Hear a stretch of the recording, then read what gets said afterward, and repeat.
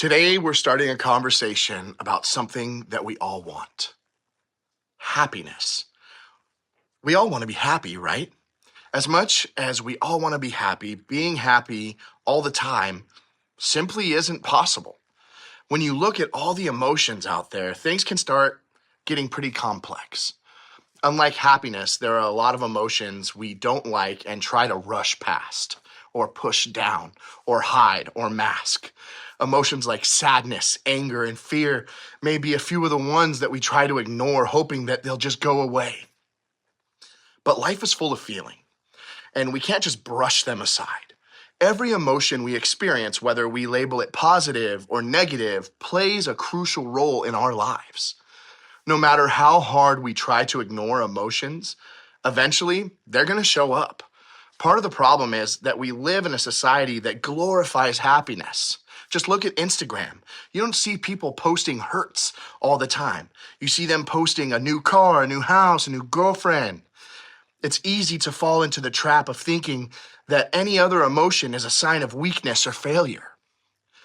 This constant pursuit of happiness can make us feel isolated when we do experience sadness, anger, or fear. We often associate negative emotions with negative experiences, and we believe that if we can avoid these emotions, we can avoid pain. But the truth is, feelings are natural, and life is full of feelings. If ignoring our emotions doesn't work, how do we navigate these complicated feelings? Well, today we're going to look at something from the Bible that I feel has a lot to say about our emotions. In the most famous sermon that Jesus ever gave, often called the Sermon on the Mount, he talks about what happiness looks like. And it says this: happy are those who mourn. God will comfort them. Before we go any further, I think it's important to note that when Jesus talks about happy, as it's used here, it's not just an emotion. It's closer to meaning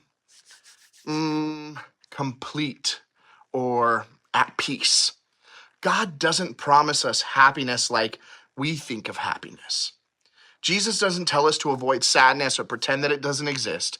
Instead, he acknowledges that mourning and grief are a part of this journey.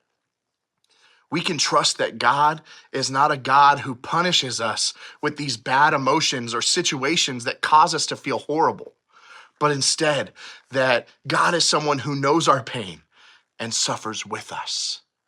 Have you ever had a friend or a family member who was going through something and saw that it was hurting them a lot?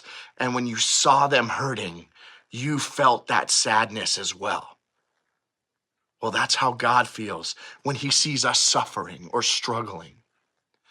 We can lean into God and cry on his shoulder when we are struggling. God does not want us to hide or pretend that it doesn't exist like the world tells us we should. So as we start this series all about our feelings, here's a few ways that you can do that this week. First, feel who you are. Second, feel what you feel. And third, be there for it. If you or someone you know is not processing their emotions in a healthy way, reach out to a trusted adult. Don't rush past those emotions. Instead, acknowledge them and know that it's okay to experience the full range of emotions. God created you with the capacity to deeply feel and welcomes all of your emotions. And don't forget, God hears you, God cares, and God is right there suffering while you suffer. Have a great week, guys.